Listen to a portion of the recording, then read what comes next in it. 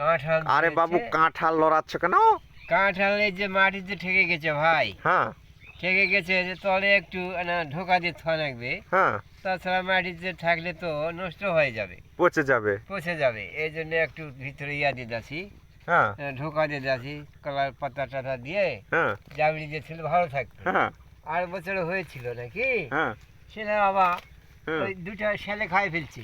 হ্যাঁ। তো শ্যালক তো কোষেন উপরে যে ভাই তোরা আর খাস না গো, তাহলে যে এই পচার থেকে আটকালেন তে শালে শালে যে খাইলে সেই শালের কেমন করে আটকাবেন হেনি? গতবারে ওঙ্কার হয়েছিল, একটা খাইছিল, তো আমি বলছি তোরাই খাবো, তো মোরা না খাম না, হ্যাঁ তো দয়া করে আর খাইনি গো। তাই নাকি? খাওয়া হয়েছিল, ভালোই হয়েছিল। ওটা আবেগ দিয়ে কাম নাই। আপনি যে একটা এই কাটল বিক্রি করে হ্যাঁ হ্যাঁ, একটা জাল হবে না, হবে হবে, জাল হবে, জালও হবে। তাহলে নিয়ে চলে আসবেন। তো ওই পদ্ধতি করা হয়নি, তো দেখি এবারে এখন। কাঁঠাল যদি বড় হয়। হ্যাঁ, এখন এখন তো দরকার নাই, হুম, আরো যেমন পাখার মৌসুম হবে না, হ্যাঁ তখন বাড়িতে একটা আছে পুরানা, দেখা যাক, হ্যাঁ। তারপরে যদি ওই সিমকা হয়। মাশাআল্লাহ, কাঁঠাল তো ভালোই ধরেছে। হ্যাঁ, এই শিয়ালকে তাই নাকি?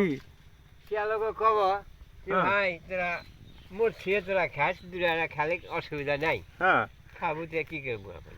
হয় নিচে যখন ধরেছে, যে মাটি যে ধরেছে, হয়। ঠেকে এ গেছে। লাগে আর ফেলে দেয়া যায়? না, আর বছর হয়েছিল, হ্যাঁ এবার আর বছরও হয়েছিল, হ্যাঁ তো একটা শিয়ালে খাচ্ছে, হ্যাঁ তো বললো যে ভাই তোরা আর খাস না গো, মুয়া তাহলে খাবো, তো আর খাইনি গো। হ্যাঁ। এবারে আবার বেশি ধরেছে, তাই নাকি? হয় নিচেই ওই ধরেছে। শালের এই দোয়াতে ধরছে নাকি? হ্যাঁ, এখন মালিকের ইচ্ছা, আল্লাহ সব করছে। শাল মনে হয় দোয়া করছে, এই জন্য বেশি ধরছে। হয় আল্লাহর যেহেতু ইচ্ছা। বুড়া থুরা মানুষ, হ্যাঁ, দুটা ঠিকই বেশি আছে। ধরুক নাকি? হ্যাঁ, এই দেখো, এটা যেন পোকা লাগিছে। পোকা লাগছে, হ্যাঁ, দেখি তাহলে কি স্প্রে হয়। করা লাগবে।